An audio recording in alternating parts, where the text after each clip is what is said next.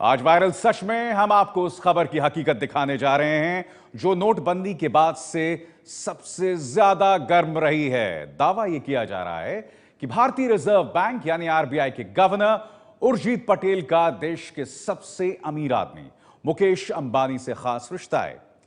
क्या है इतने बड़े और चौंकाने वाले दावे का सच? आइए देखते हैं।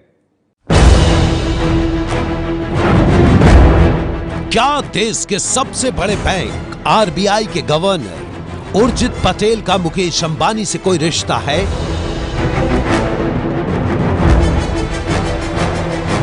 क्या उर्जित पटेल देश के सबसे अमीर आदमी मुकेश अंबानी के दामाद हैं? क्या मुकेश अंबानी ने अपनी कंपनी को फायदा पहुंचाने के लिए उर्जित पटेल को आरबीआई का गवर्नर बनवाया है?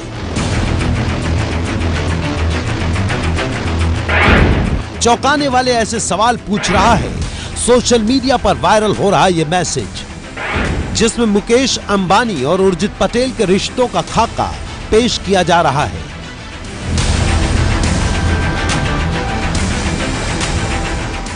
आठ नवंबर को नोटबंदी के बाद से यह मैसेज फेसबुक से लेकर व्हाट्सएप तक चक्कर लगा रहा है। लोग मैसेज में किए दावे को पढ़कर हैरान हैं और चर्चा कर रहे हैं कि क्या वाकई दोनों का कोई रिश्ता है।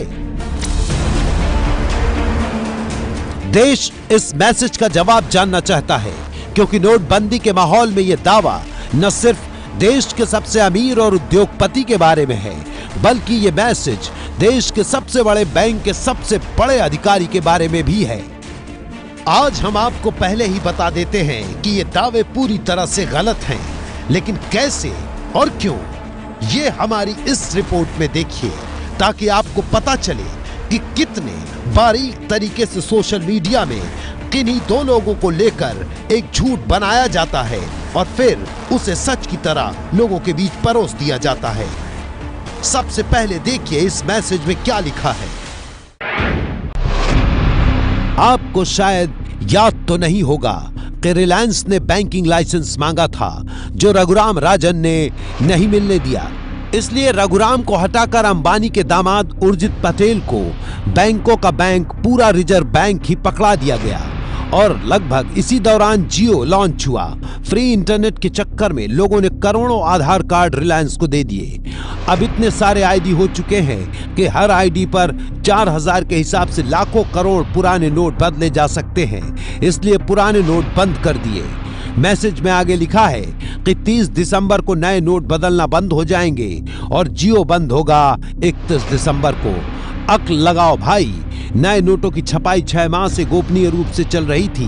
पिछले 6 महीने से बहस चल रही थी कि आरबीआई का गवर्नर कौन बनेगा और 16 सितंबर से आरबीआई के गवर्नर बने उर्जित पटेल। लेकिन उन्होंने 6 महीने पहले ही गवर्नर बने बिना ही नोट साइन करना शुरू कर दिया था। मोदी जी कह रहे हैं कि नए नोट 6 महीने से छापे जा रहे हैं। सभी नोटों पर उर्जित पटेल, जो कि 4 सितंबर से आरबीआई के गवर्नर हैं, उनके साइन हैं। यह भारतीय इतिहास के सबसे बड़े घोटाले की ओर इशारा कर रहा है।